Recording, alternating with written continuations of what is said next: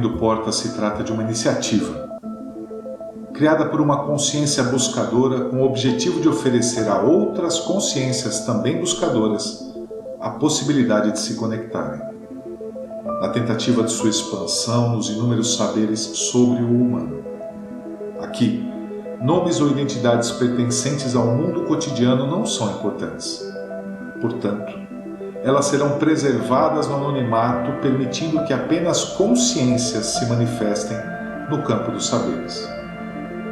Abrindo Portas não pretende explorar saberes no campo complexo e erudito, e sim pretende transformar temas, mesmo que complexos, em linguagem acessível, cotidiana, para que qualquer consciência que busca sua expansão possa avançar no campo do entendimento dos vários temas que serão abordados. Entendemos que não existe o milagre de saltos quânticos no campo da evolução das consciências humanas. Portanto, não há a pretensão de oferecer um caminho para a iluminação. Existe sim a missão de oferecer a cada encontro pequenos lampejos de luz que mostrem à sua consciência o caminho da sua expansão ao compreender os temas expostos.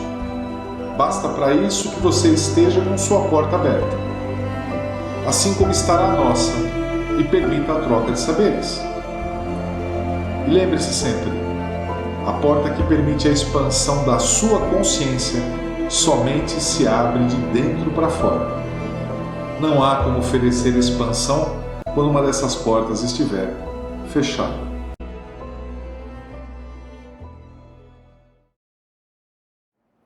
Sobre a vida significativa, o ego no cotidiano.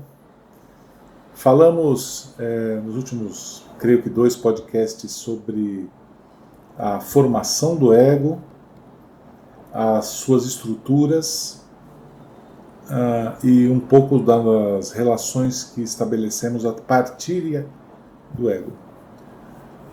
Sempre lembrando que esse é o nosso ponto de vista, é a maneira como nós enxergamos, né? É uma forma de compartilhar um pouco esse conhecimento. De uma forma mais espiritualista do que técnica, Exatamente. Né? Pedagógica. Com certeza.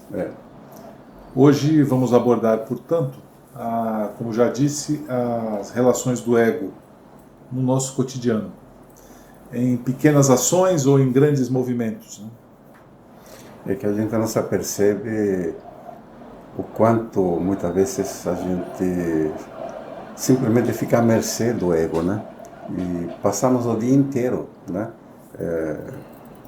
Ele, na verdade, tomando conta e a gente meio que adormecido. Então, a ideia de trazer essa fala ao consciente, né, é para ajudar a estarmos em um estado vigilante, né, e poder tomar consciência de quanto isso nos afeta, né?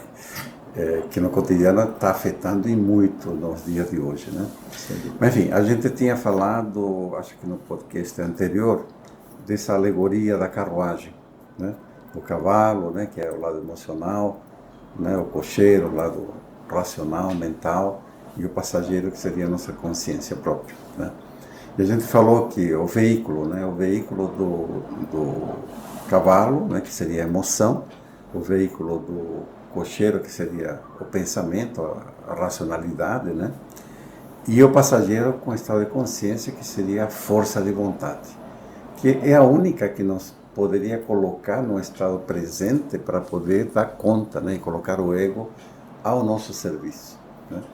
Mas no cotidiano, o que acontece? Veja, a gente falou que logo na formação do ser humano, a gente começa inconscientemente a ter memórias e a capturar as memórias daquilo que a gente gosta e não gosta, né?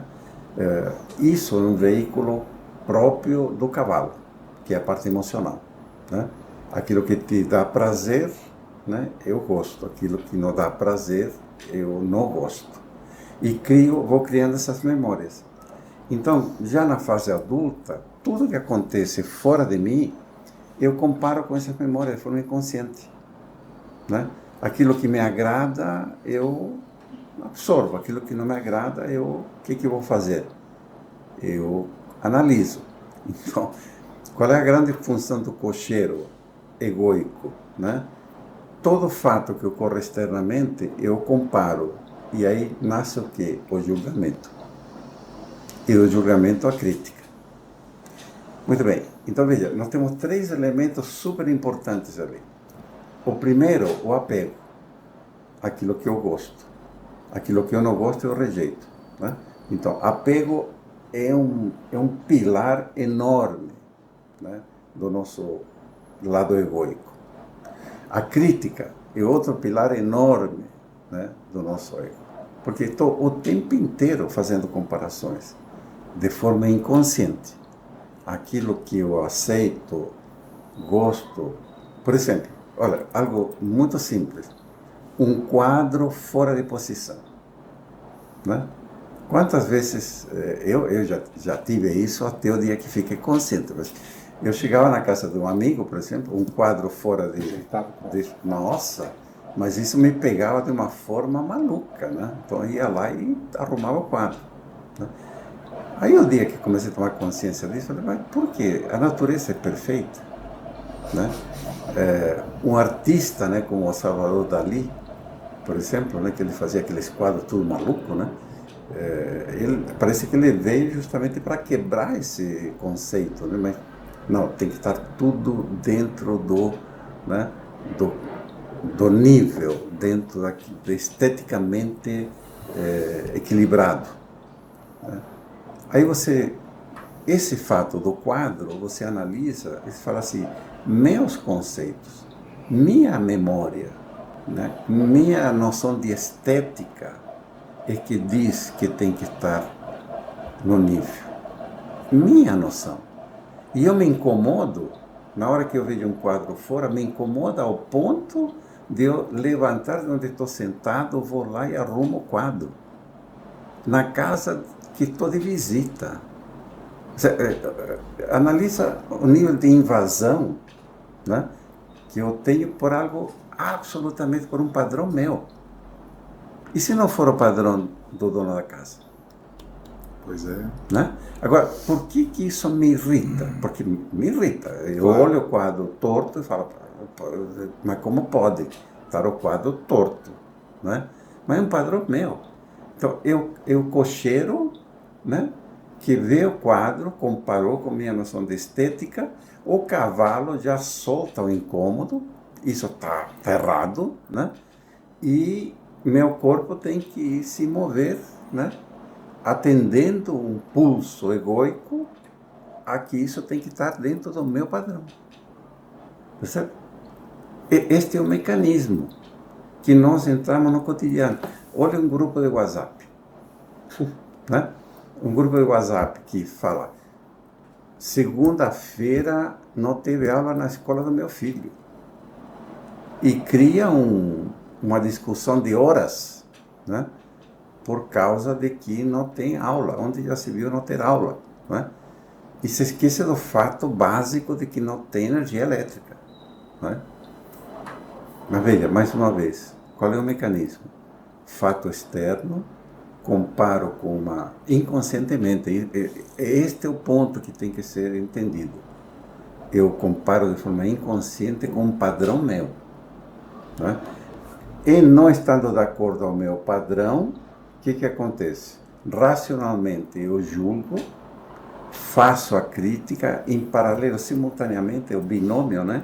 Pensar, sentir, simultaneamente há um sentimento de reprovação, e isso me movimenta, né? Movimenta meu corpo, mas é um movimento por um pulso egoico, totalmente fora, né, da lógica.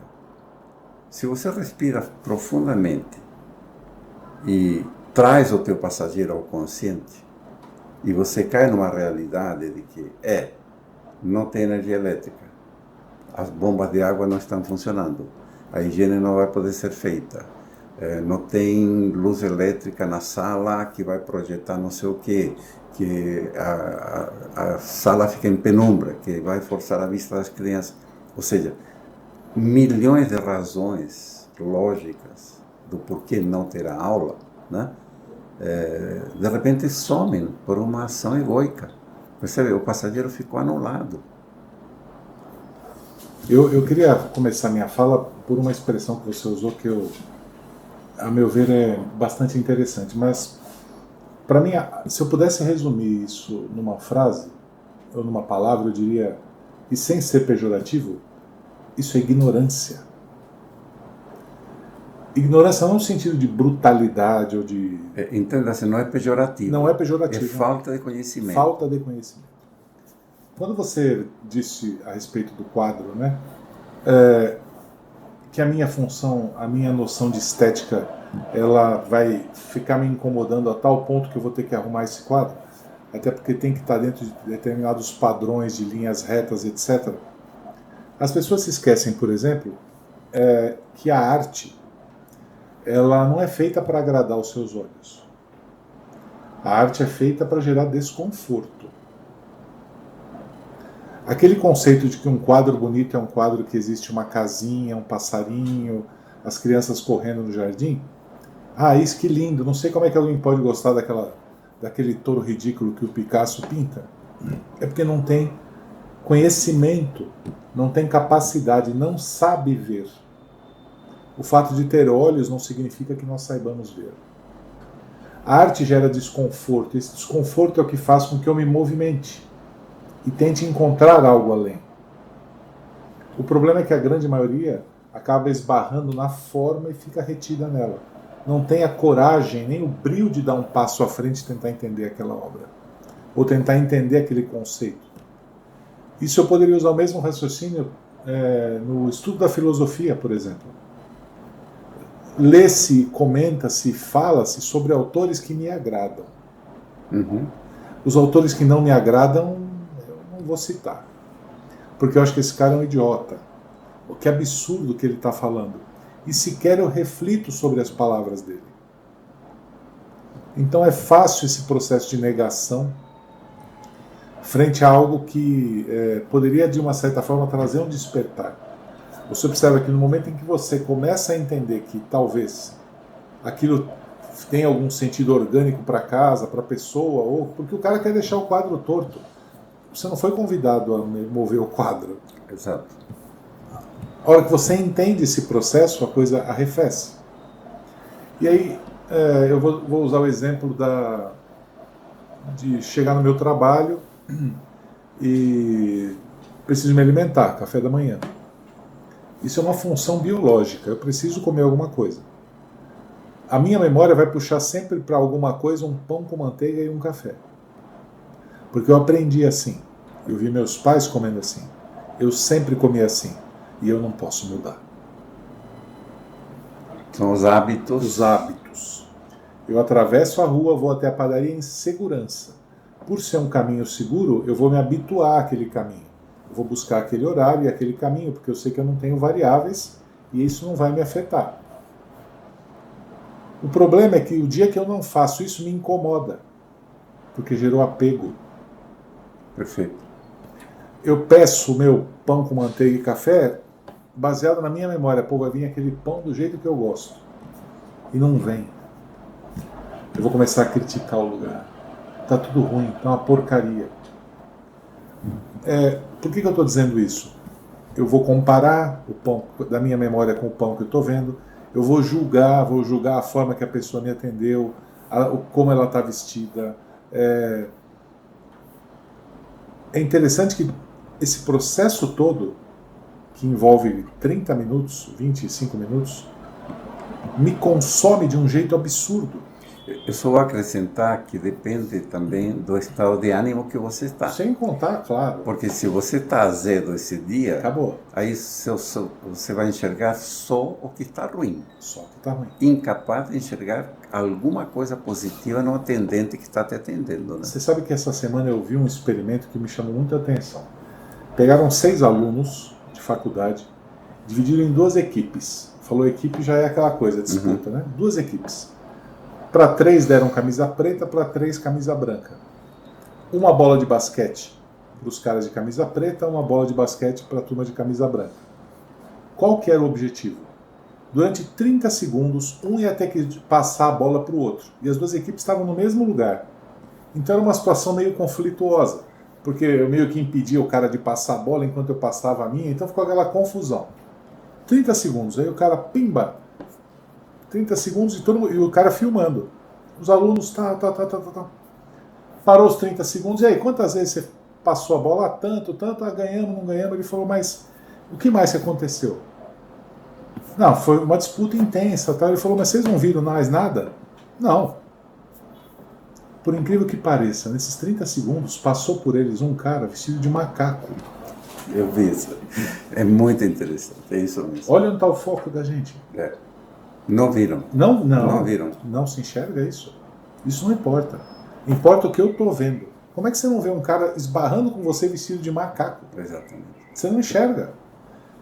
Imagina se eu estou de mau humor, eu peço pão com manteiga e aí vem aquela casquinha onde não deveria estar. Perceba que tudo isso é gerado só dentro de mim. Nada disso é fato. Nada disso é um fato. Se eu pegasse aquele pão com manteiga e desse para um cara na rua, o cara ia agradecer a Deus. Claro. Ele não ia olhar a casquinha fora de lugar. Se eu dou para uma pessoa que está acostumada a comer peito de peru no café da manhã, ele vai falar, isso é uma porcaria, joga fora. Então, tudo é uma construção. E onde é que está isso tudo acontecendo? Dentro de mim.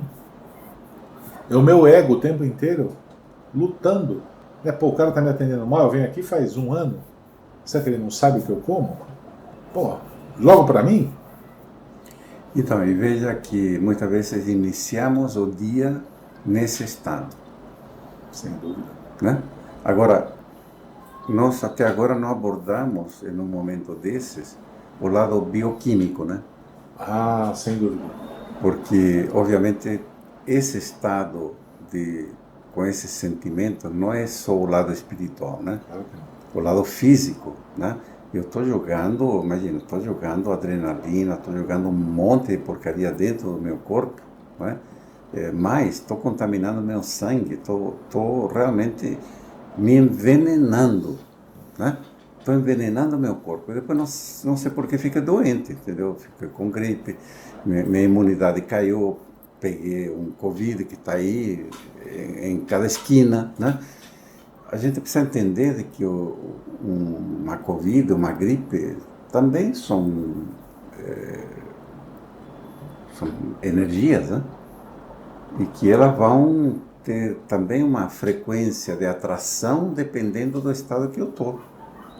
Né? Então veja no mundo em que eu me exponho quando entro em um estado de desequilíbrio e de baixo nível espiritual, de baixa frequência espiritual. Né? Mas esse mecanismo que você colocou do apego, né, às crenças, apego àquilo que tem que ser assim, eu penso assim, né? E só isso está certo. Apego, julgamento, crítica, né, são os grandes venenos da nossa era. Né?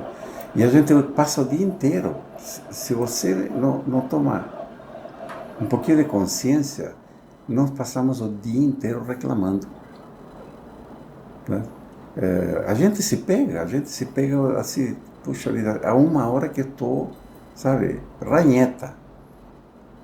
Não, respira, traz o passageiro tomar conta e passa a olhar o lado bom para você jogar uma química boa no teu corpo.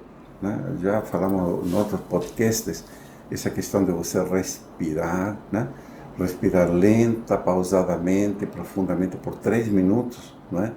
Sentir esse fluxo entrando e saindo pelo coração e visualizar um pôr de sol maravilhoso, um rosto de uma criança plácido, maravilhoso, para você poder sentir esse prazer interno e alimentar teu corpo, né, com energia e com bioquímica, né, sadia, para poder ter um dia melhor.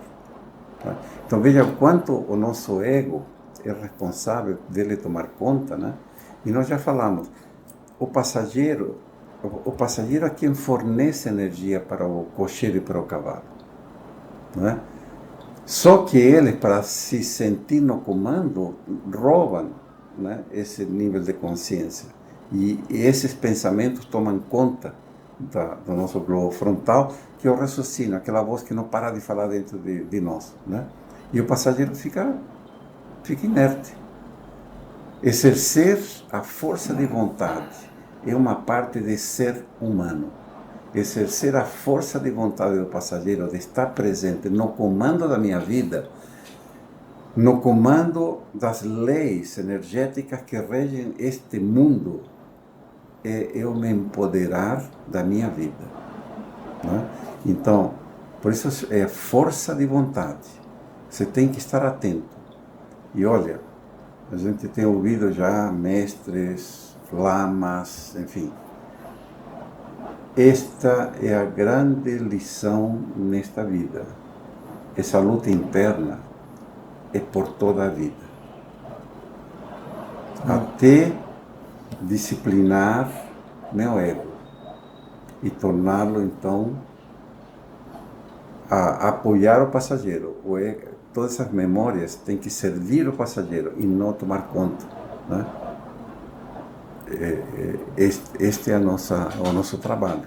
Tomar consciência do quanto inconscientes somos no dia a dia, né? É simples. Não são grandes os segredos. Só que é uma tarefa enorme de força de vontade, né? Veja, quanto mais o ego toma conta, ou seja, o cavalo e o passageiro, o cavalo e o cocheiro tomam conta dessa carruagem, mais minha palavra não tem peso. O verbo, a força do verbo, é o verbo do passageiro, né? Que é o lado espiritual, a consciência, né? O verbo se manifesta através da força de vontade e da espiritualidade. Tem algo que eu creio que também possa contribuir, é que toda essa situação, todo esse conflito diário que nós vivemos de maneira ignorante, né? Nós perdemos a luz, né? Não há luz, eu não consigo enxergar a luz, então eu me debato dentro de mim mesmo, acaba alavancando e produzindo sentimentos constantes, não só pensamentos, mas sentimentos, né? E quanto maior for o torpor sentimental e emocional dentro de mim, menos há espaço para a minha capacidade reflexiva. Quanto menos eu reflito, menos eu tomo consciência de mim. Então, a meu ver, quando falamos sobre o domínio sobre o ego, nós também falamos sobre o domínio sobre as nossas emoções. Eu não estou falando sentimentos, eu estou falando emoções. Emoções como raiva, angústia, ódio, desespero, insatisfação, crítica. Se eu deixo isso dentro de mim, todo mundo já passou por esse processo. Você sente mal-estar. Muitas vezes o estado de nervosismo é tão grande que a pessoa chega a vomitar. Literalmente ela vomita. Já aconteceu isso comigo. De tamanho a raiva que você tem, você vomita. Então, todo esse quadro, ele acaba nublando a minha capacidade de reflexão, nublando o meu organismo. E isso para nós é avassalador, não só espiritualmente, como fisicamente falando. Você vai começar a liberar substâncias químicas nocivas no organismo, aquilo que você falou. Aí é claro, a pessoa fala, nossa, eu estou parecendo velha, meus cabelos caem, minha pele não funciona direito, meu intestino está preso. Então você começa a ter uma série de reações orgânicas de quem está fugindo do dinossauro o tempo inteiro. Não há dinossauro. Todo dinossauro está dentro de você. Portanto, é importante aprender a perceber-nos, né? Que é o que você falou. Isso é o trabalho de uma vida. Não tem fórmula mágica, livro milagroso, né, autor sensacional que vai te libertar dos problemas todos da sua vida. Eu diria que, e concordo com você, né, aprender a dominar o nosso ego e para que se produza uma reflexão sadia, aí sim a gente pode falar de evolução espiritual. Existe um questionamento que eu tenho usado e tem servido, né? essa questão do quadro, por exemplo. Quando bate o olho e o quadro está torto e bate esse desconforto todo, a pergunta que o passageiro coloca para acalmar é: por que tem que ser assim como você quer? Pergunta: por que tem que ser assim como eu quero? Por que não pode ser da outra forma? Né? Isso, no mínimo, faz refletir. Né? No mínimo, fará você pensar um pouco e lembrar, né? Lembrar de que são conceitos teus, coisas tuas, e quem está criando esse desconforto é o cavalo. E quem está criticando é o cocheiro. Você sabe que me fez lembrar uma coisa agora, para fechar. Quando a gente fala até do apego, a gente não pode esquecer também que muitas vezes são ações bem vistas pela sociedade. Claro. Por exemplo, a pessoa ela é apegada à casa dela, né? Vou dar esse exemplo. Só que chega um momento em que ela está incapacitada de fazer alguma coisa, mas ela quer continuar fazendo.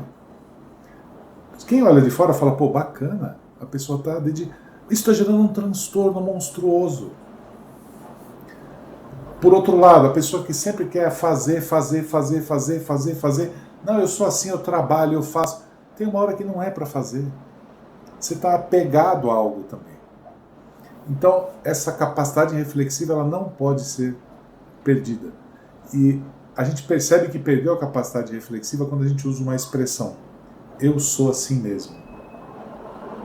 O fulano parece o tio não sei quem. É um rótulo. A ciclana, olha, ela faz igualzinho a tia tal. É um rótulo. Como assim eu ajo igual ao meu tio que já faleceu Como? Eu não posso. Eu sou uma outra entidade. Não sou igual àquela pessoa. Mas por que eu estou agindo igual? Apego.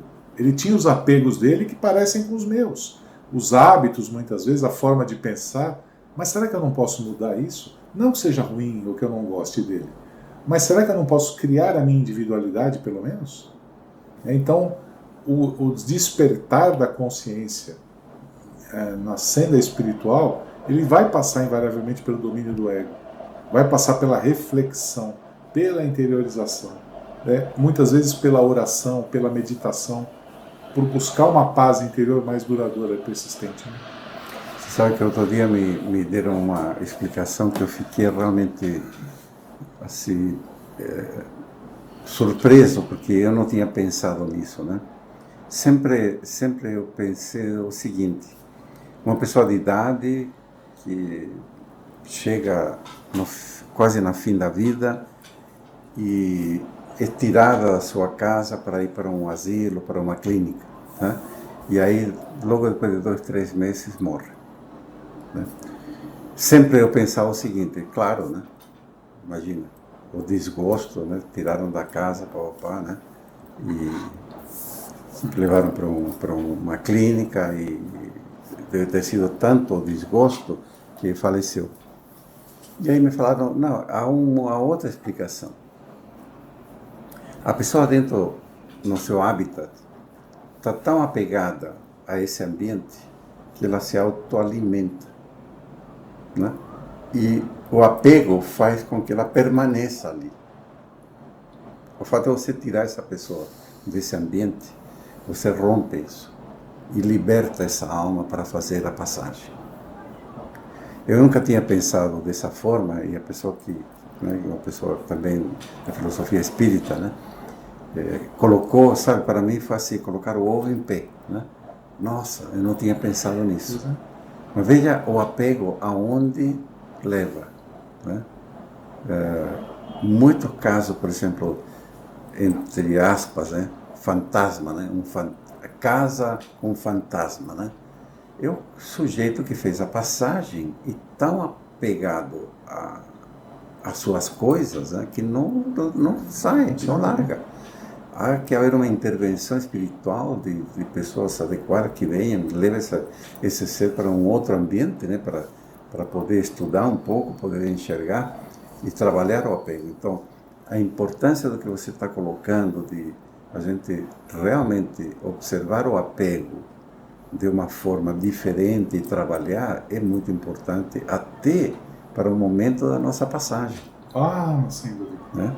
Ou seja, é higiênico, é salutar a gente ir trabalhando e, aliás, em um curso de comunicação não violenta, anos atrás que eu fiz, o mestre, que é o Dominic Barter, né, que era o professor, o sujeito fantástico, mestre, ele, numa das práticas a dois que se faziam, ele colocou o seguinte exercício, trabalhando o apego. Fala assim, daquilo que você tem neste momento, identifica aquilo que você mais gosta e dá de presente para teu colega. Rapaz, isso provoca um choque, né? Quando você fala assim, cara, adoro esse tênis. Olha, esse tênis aqui é minha vida, né? Eu vou dar de presente? Pensa nisso.